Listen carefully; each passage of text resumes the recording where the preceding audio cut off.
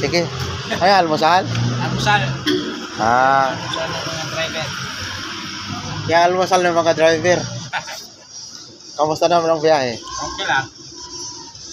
Okay lang naman sa, sa biyahe. Wala namang problema. Sa mga hulihan. Wala mahuli. Ha? Wala pang huli. Wala pang huli. Pero, baka sa sunod na araw. Ah,